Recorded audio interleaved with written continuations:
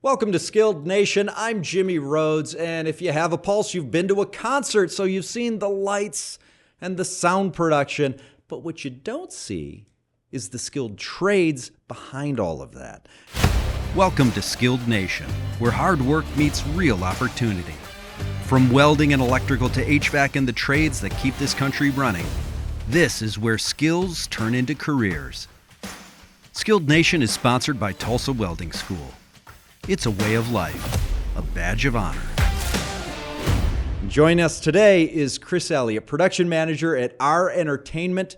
And at just 36 years old, he's managing high-tech live productions where there is zero room for error. Chris, thanks for being here. Jimmy, thanks for having me. All right, let's start at the beginning. How does a 36-year-old wind up managing productions at such a high level, at such a high profile? Absolutely. Level? So back in about 06, out here in Phoenix, I was working with Celebrity Theater. Okay. Started out there as just a basic ticket taker, and then worked my way up, started getting the production behind my belt, started working with some skilled trades out there, and then jumped back into it about 6 years ago, got some qualifications that were needed to pursue this opportunity that I got with our entertainment, and haven't left since. Okay. And, yeah. But not venue specific? Are you always at the Celebrity Theater? I have many venues. Okay. I don't have one specifically, but yeah, I started out at one venue, and then now I'm managing anywhere between 20 to 30 venues, actually. All right. Now, I'm trying to think of this as a career path. Ticket taker to what you're doing now. You got For sure. You gotta help me out. How does that even work? What were some of the steps? And also, how did the path reveal itself to you? Absolutely. So I would follow some of the people that were working in there. So some of the lead A1s or someone who is audio engineering, front of house engineering, I would just shadow them. I honestly just picked up the skill as I was, picking it up. Just shadowing them, learning everything that I could, and from there just progressively got better and better, continued my skill with some other companies I was working with, and just kind of stuck with it like that. So how do you shadow, right? Correct. And were people generous about giving you mentorship and skills that you 100%. I had many mentors throughout, anyone that was with the artist, anyone that was inside the in-house venue, whoever it may be, everyone took, full control and was like, yeah, please shadow, please learn this. And that's what I did. And what were the skills you were learning? Give me the kind of tick Absolutely. down the list. Yeah. So what I really wanted to do was managing. I really wanted to manage a whole crew. I wanted to manage production on the aspect of handling artists 101, getting their show going. So I would shadow the stage manager or the tour manager and the production manager for a lot of shows as not necessarily like an intern, but just a shadower. I already had a position, but I was like, I want to do this. Continue just hanging out with them, learning up what they say it, how they advance this stuff, talking to the artists, talking to the crew members, and kind of just picked it up that way. Okay, so you're talking about, by the way, you're talking to artists. Yes. Mostly musical, I would imagine? Yes. Okay. They come in, what do they know and what don't they know? And what gaps do you have to fill in? Are they just saying, I just want it to be loud and badass? No. And then you come in, or do they like, on this cue, I need this explosion to happen, or this pyro or whatever to happen? Absolutely. So every show is different, but every show has the same kind of routine. Anywhere from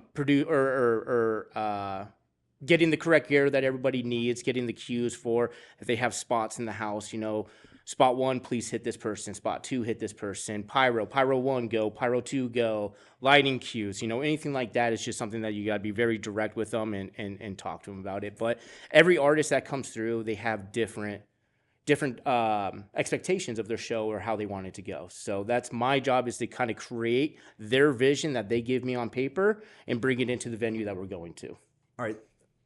When I think of music, I think of precision timing. Okay. You got to keep the beat. You do, right? yes. So now, if you have an event, that has to happen. Yes. It has to happen right on cue. It has to happen on the downbeat. It has to happen on the note. Yep. How in the world do you get that timing right? Communication. Everyone is mic'd up, everyone's eared up, someone's got a radio, whatever it may be. It's me having a meeting with these guys 30 minutes before the show starts, going over all the set cues and all that, but it's communication. It's being on point, saying, hey, 3, 2, 1, go. Boom. You know, everyone's ready to go. Pyros go, whatever it may be, house lights, whatever, anything like that. But communication is really the key in this. And so you're talking about that 30-minute prep meeting, pre-pro meeting. Oh, yeah. You're doing this. How big a crew are you talking to? So it depends. Usually between 5 to 10 people. Most of the people on the tour want to know. They want to be a part of it as well. They're all mic'd up with their ears. So it's really just getting everybody from the artist side to my lead techs and just getting everybody on the same page. So having these little crew or lighting cues and meetings like that prior have been very successful with what we need to do to get the show going. All right, so now I look at you, you know, compared to me, the gray in the beard, you see the difference. The 36 and you're leading a crew like that, and it seems to have been a pretty quick ascent. Yes. So, like, do you have any sense of why it moved that fast for you? Especially coming in, you know, from like something that seems so unrelated, ticket taking definitely. and whatever. Yeah. So, but you were able to climb pretty quick. What Very do you quick. attribute that to? Yeah, so really was making sure the artist has exactly what they need. So again, the communication with this part of it is huge. These artists come in with their writers, they come in with all their stuff, this is what we want, and it's that person's job to make it happen. So I came in pretty easy, made sure everyone was happy, everyone was, you know, excited to be there. My job to get them the correct gear, because you mess up on one thing, they're going to think about it all day, and it's not going to be fun for anybody. So really, it was just me keeping everybody on the same page, getting them exactly what they needed, and putting on a great show. You know. Yeah, that is so cool. And of course, you had experienced shows just as a consumer, absolutely, a million times, right? 100%. That's the interesting. This is the kind of job. You know, like working in broadcasting, right? People say, "Oh, I'm a producer." Okay. All right, what does that mean? It can mean a million different things. So when, you know, you're production manager, define it. So production manager, think of me as a middleman, sort of say, okay? I will hit up all of these amazing companies that we have out here in Arizona or wherever we're at. They bring in all the gear. My job is to get the artist on the line, get the production company on the line, again, keeping communication and everybody on the same page. We advance everything out. This is what I'm looking for. This is the rig I'm looking for. This is the, you know, the control desk I'm looking for, whatever it may be. But on a day-to-day, that's something we do 45 days, 60 days out usually. We get everything prepped out, ready to go way prior before we get to the day of the show. The day of the show, that's when I just lead everyone off. So the tour will come in. They have their tour manager. They have their stage manager. We're all here. I have my leads. I have my in-house people. We all have a little meeting, a little powwow, and then we start to begin building the event. So we start raising the PA, hanging the lights, throwing the truss up, or doing any rigging that needs to be done for some of the stuff that they're bringing out. And then from there, it's just letting the crew take over, and then me just managing to make sure they get exactly how it needs to be done. All right, Chris, I want to break this down a little bit. Yeah.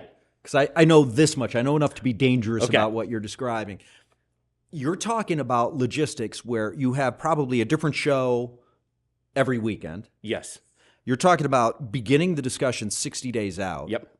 So at any given moment, you have your 60-day lead. Yep. Then you have like your 50, 40, 30, you know, go right on down up until showtime. And you're probably in periodic conversations with the traveling act. Everybody. Yeah.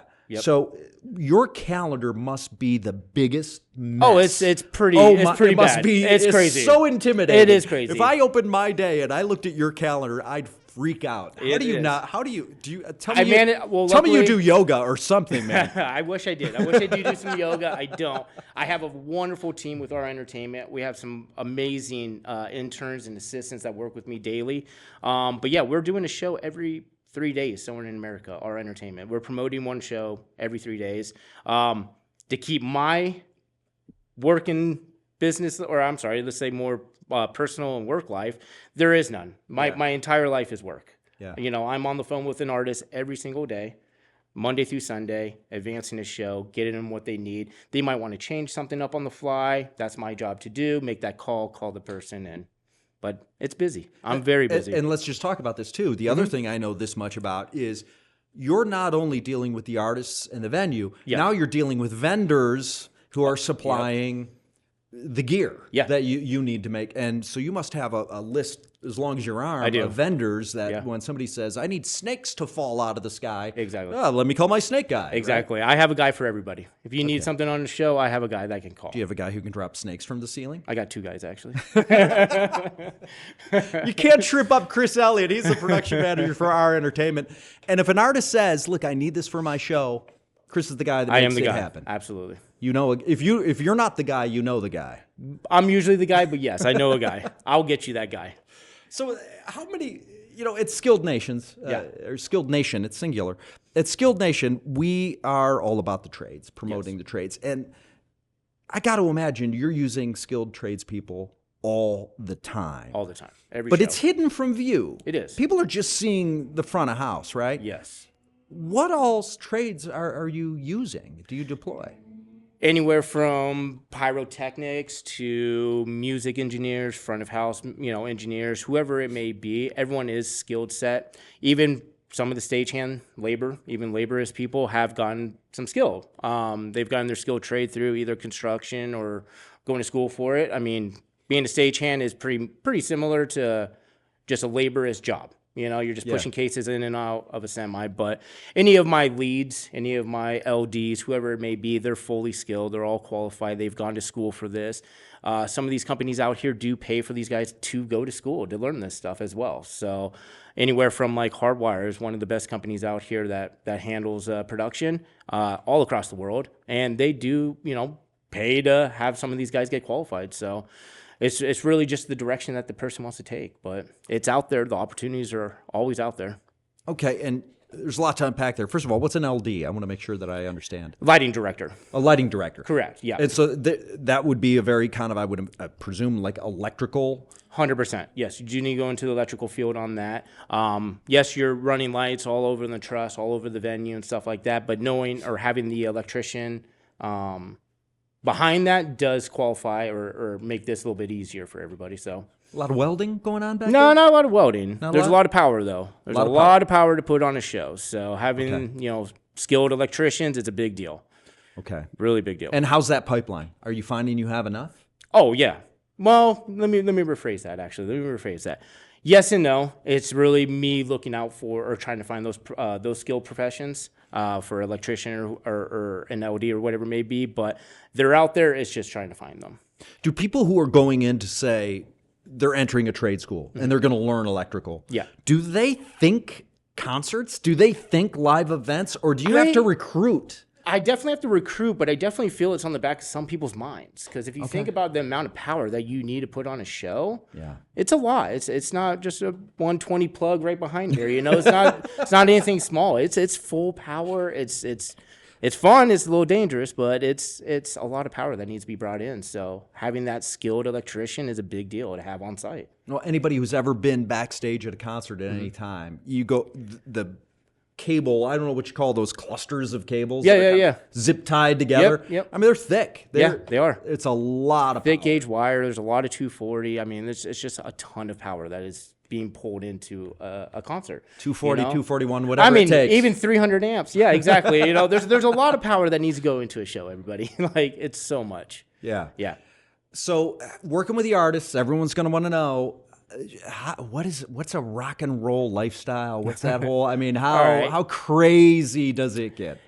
It doesn't get as crazy as people think, I feel. Really? I know it sounds a little crazy, but I mean, it did back in the day. Okay, well, if you think about was it, a they lot are different. professionals. This They is how they're are. feeding their There families is. and all that. So, 100%. okay. So don't get me wrong. Yes, there are, if you guys want to hear the real stuff, yes, there's some partying backstage after the show and hanging out, but it's really nothing like crazy. Everyone, I've been doing it for a while. Everyone's always pretty respectful, to the venue or to the house and all that, but nothing crazy is going on. These guys are just there to hang out, have a good time, put on a show, and usually they pack up and they're out the door 2 to 3 hours after the show's done. They're already back on the road going to another venue. Okay. So it's a quick turnaround. A lot of them don't like to hang out. And, well, I'm not saying they don't like to hang out, but they got somewhere to be first thing in the morning. They got to go from here to San Bernardino in 6-hour drive or 8-hour drive on the bus, So they're usually the quick turnaround. They're in and out. They're just there to put What on if a great they're show. there for like a 3-night engagement? Do they? Different story then. So if we're here for a couple of nights, then yeah, they're going to be out there. They're going to be partying out back. They're going to have a good time. A lot of times, like some of the best artists I've ever had come through have hung out back after the show and put on, little concerts for the crew. They'll just be out there with a couple guitars and just play us some songs and hang by the campfire kind of thing and have a good time and vibe out. Okay. That sounds like a really cool perk of the job. It is.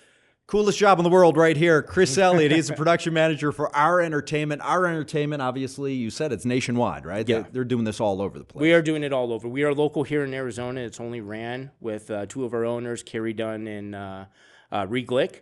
But we are promoting all over America. That's why we have a show every 3 days somewhere. We have such great connections with some of the other promoters that we have all through the or all through all the states. But we just build a lot of relationships with a lot of these venues that we have, and that's why we're able to put on so many shows, a year. Everybody wonders what's going on backstage, right? Yeah. Because they're front of house. Yeah. You're back of house. And I'm all over. You are? Okay, I want to hear about this. I'm front, I'm back, I'm wherever. Are you up in like the catwalks and all that stuff, or I could be anywhere depending on the venue. It depends on the situation or what needs to be done. talk about for people not familiar, and I'm only this familiar, so talk about it for me as well.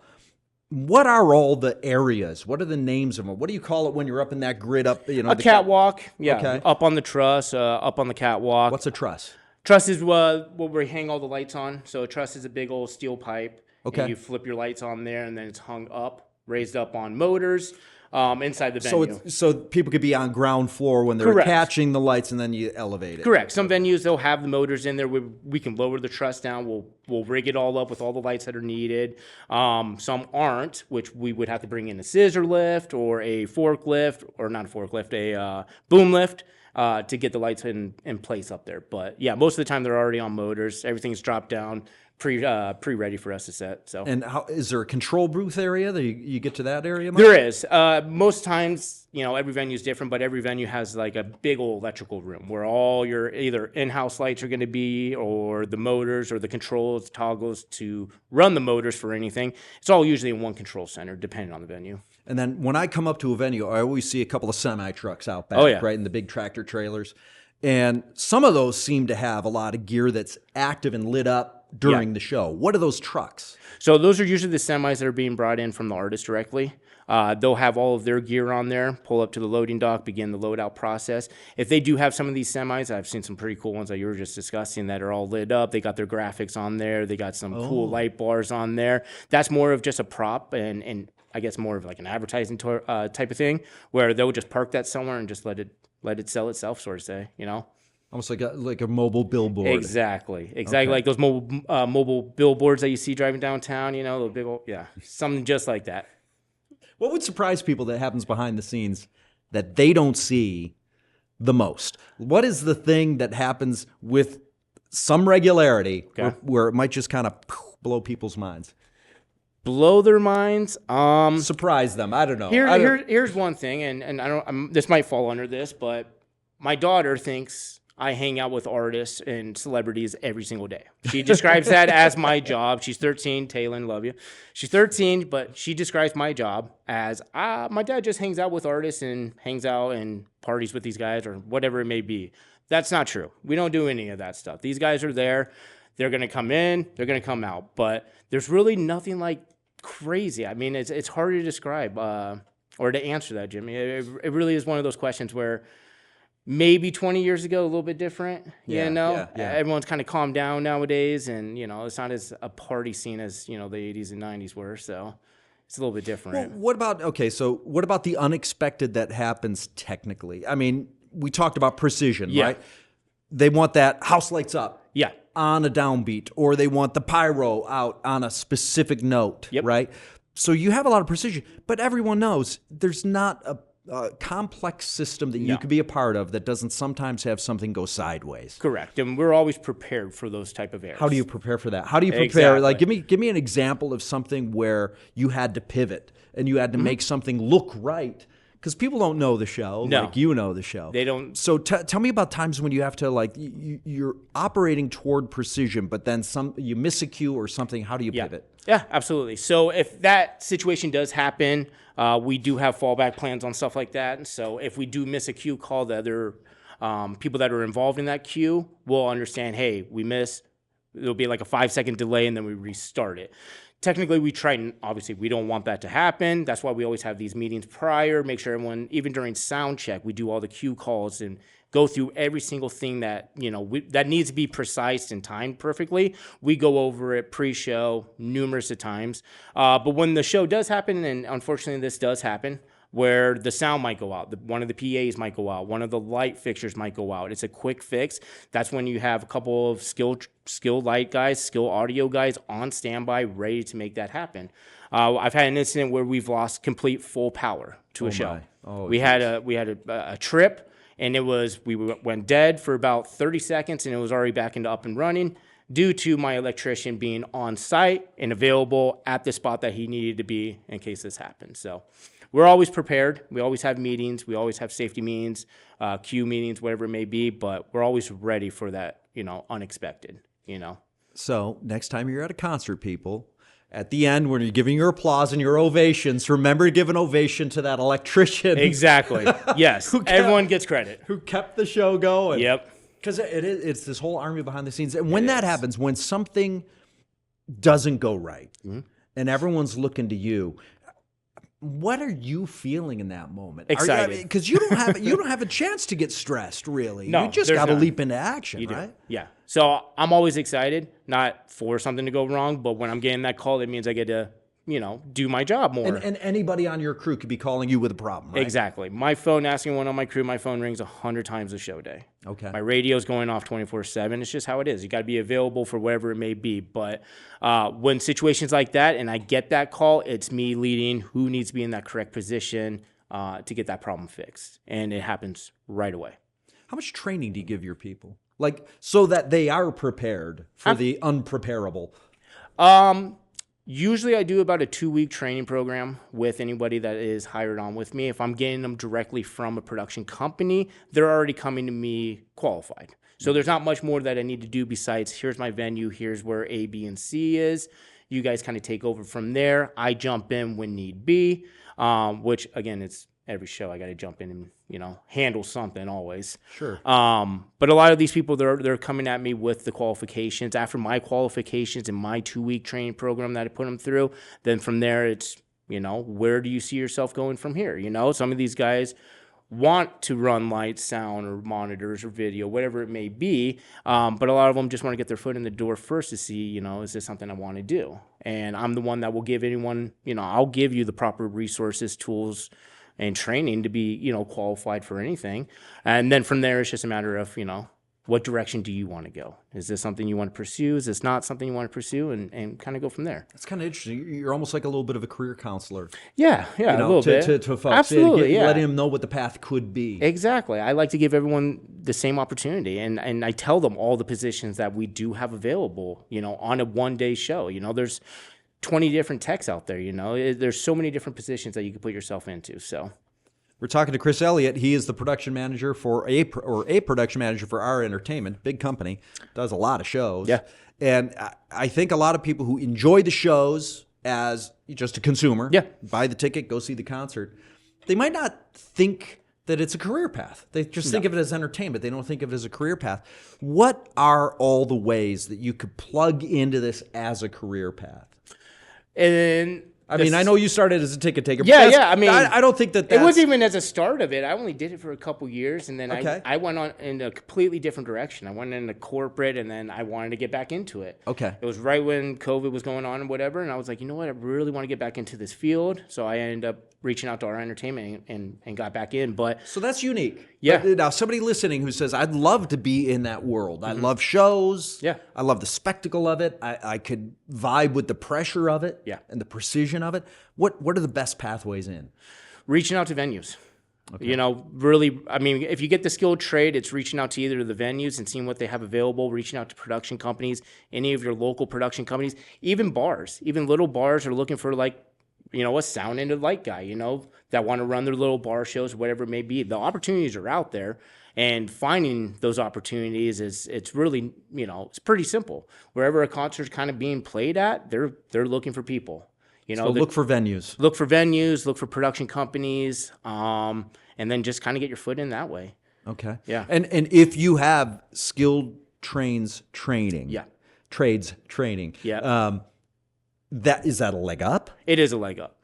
Okay. It's definitely a leg up. We definitely want more qualified. That's just less qualification that we have to do on our back end. Not a bad thing. Like I said, I'll get anyone qualified and train them to what they need to be. But having that qualification will get your foot in the door a lot faster. They're definitely going to see that and be like, okay, perfect. This guy's more qualified, and let's run this way. Or what do you think it is about a person who thrives in your industry versus someone who either finds it too stressful and opts out? You can find those people out right away. You can see who wants to be there and not be there. There's a lot of people that if you're not passionate about music, concerts, or production in general, you're not there for the right reasons, unfortunately. So you can definitely see which ones want to be there and don't want to be there, because they are excited the second the sound starts. Once we do sound check, lights are going, whatever it may be, you can see those people's reactions, and they're excited to be there. They're like, this is what I want to do.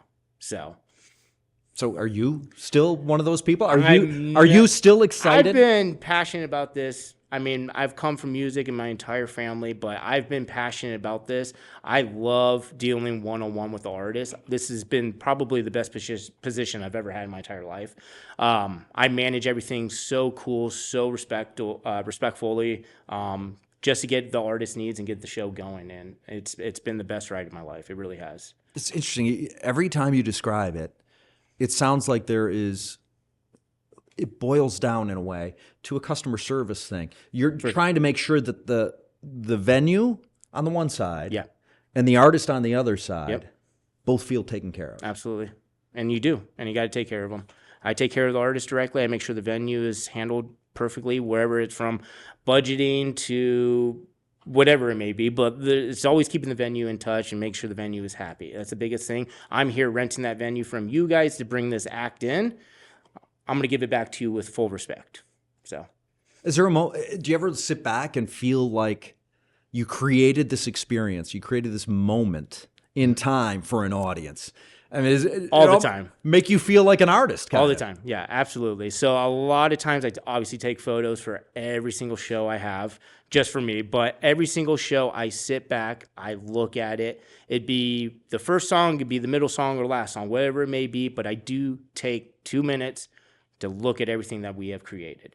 I've done so many venues that already have everything. I've done so many big concerts that are festival style, where I'm sitting back, got a drone aerial of everything that we've created. Oh, wow. But every single show, I do try to take 2 minutes out and just appreciate all the things that we've done. It's a lot of work that gets, that's pre-built into this. And then the day of, it's 6 a.m. and we're out of there at 4 a.m. It's 20, 22-hour days sometimes for a show.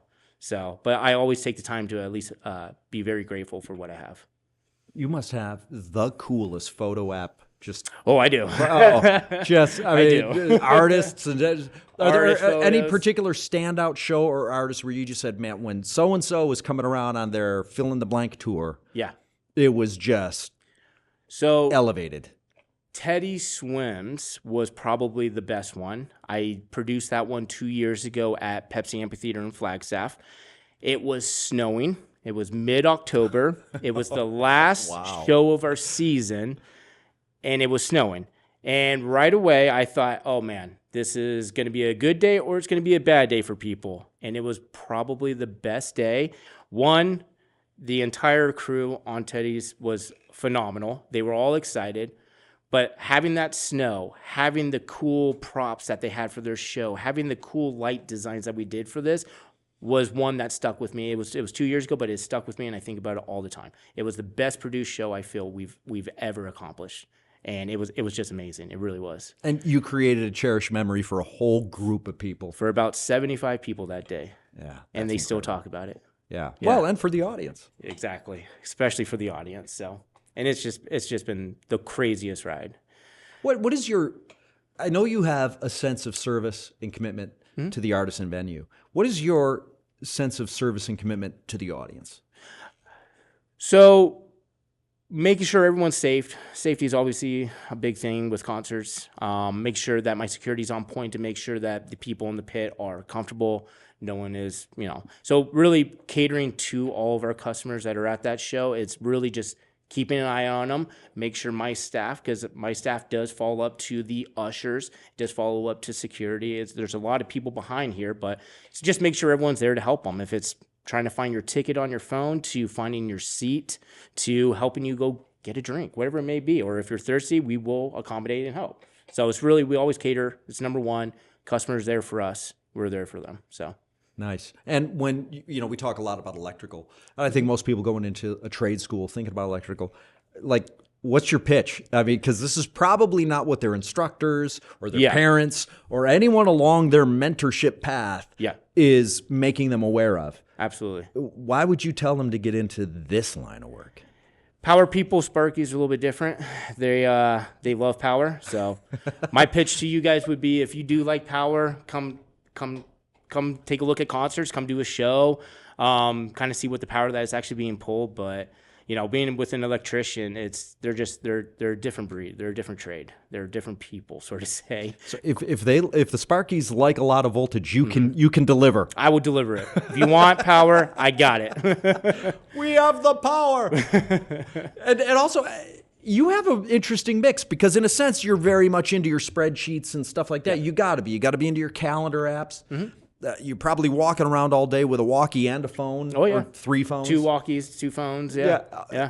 And that seems very kind of whatever corporate, but you're also very hands on. Yes. So I mean, do you offer people kind of a mix of those worlds? Yeah, absolutely. Like as a career path, I mean. Yeah, absolutely. I mean, being hands-on is one of the biggest things with this stuff. I mean, you're setting up all this gear, so being able to be hands-on with that, and I like to always just be hands-on. One, I just like to show that, hey guys, I can still do this, Yeah. I'm still a part of this, but it's also to just make sure everything is set up properly, everything's ran properly, make sure, I mean, the biggest thing with the electricians, what they need to do is obviously check all the power that's around there, make sure no one's plugging into bad power, overpower, then we got an issue. We don't want that. So, right. Like you said, safety number one. Safety's number one. It really is in this business.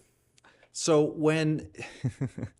when you are managing a crew, because you came up through, how important is it to have a leader that you feel can operate everything that the people under them are being asked to manage? I mean, it gives you a kind of credibility, but also you speak the lingo, right? Yeah, definitely. Yeah, Kerry Dunn, owner of our entertainment, gave me the opportunity. He saw the customer service that I had. He knew the abilities I had to lead a big team and start producing and running some of this stuff. And I came in, I followed the 2 previous people that we had there that did go different directions.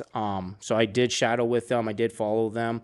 And then from there, I took over. And once I took over, everything kind of started going up and everything was a lot better. And then still doing it today now. So. All right. So we're wrapping up here. I do want to say you have about the coolest career anybody can have. So congratulations. Thank you. Me sitting next to you makes my beard look very patchy and thin. So that's the one downside of this episode. And it's a lovely beard. I have beard envy. And it's interesting to me that, like, for people who are listening, like, well, that sounds like such a fun way to make a living. Yeah. It seems like it's been very good to you. You mentioned a family, a daughter. Yeah, absolutely. So it's a livelihood. Yep. And it sounds like the biggest thing is passion and hustle. Yes, 100%. Passion for sure. You need to be passionate. You need to be passionate about what you're doing. Otherwise you're not going to go the direction that you want to go. So if you love music, if you love being around concerts, you like seeing how this stuff is all set up, this is where you want to be. It really is. And you're never going to look back. If you're passionate about being in the music industry, being at venues or concerts and all that, this is the direction to go. And it's a quick way to move up as well. Okay. Once you have all that skill, it quick for you, yeah. It was very quick. It was, I got very blessed with it, but it was just show your worth, hustle, produce, and you'll be fine. You really will. All right. I know people who work in the television industry say that working in the TV industry ruins television for them. Okay. They can't watch it. You know, get you. oh, there's a boom shadow. I've heard shot. that. There's a, you know, Yeah, that yeah. edit was just a few frames off. Do you enjoy music now? Always. Always have, always will. All right. So even being around- it hasn't ruined music. Not at all. Not at all. And if it does, then you're not passionate about it. All right. Because being around this, yes, you get to check out the concert for free, which is always a good perk. You know, just Yeah, throwing that true. out there, it is a good perk. But if you're not sitting there looking back at your work while the show's going on, if you're the lighting guy or the sound guy, whatever it may be, then it's not the business for you. But that's why you take time, really take back and look at everything that you did. And do you have a chance to enjoy the concerts? I do, absolutely, yeah. I always, again, I try and pull myself away. Few minutes to catch a couple songs, especially if there's an artist that's like my favorite. Of course, I'm gonna be like, all right, I'm gonna go sit here, guys. You guys go handle all this. Come back to me if there's an issue. Yeah. But you no, hope your walkie doesn't blow up. Yeah, and that too. Yeah. No, but I am always checking out the show. I'm always recording it. I'm always keeping the videos and photos for us. So I love it. I really do. Well, it's been a remarkable discussion. Thank you for sharing. I appreciate you having me on, Jimmy. Your path. Thank you. It's just I have career envy and beard envy. Those are the There two. we go. Those are my two takeaways. Beard envy. I love it. Behind every show is a team of skilled professionals making sure everything works exactly when it needs to. And most people will never see it, but it doesn't happen without them. So if you're looking for a career that is both hands-on, high pressure, and a part of something bigger than just yourself, you're part of a team, well, listen, the trades are just waiting for you. This is Skilled Nation, a way of life, a badge of honor.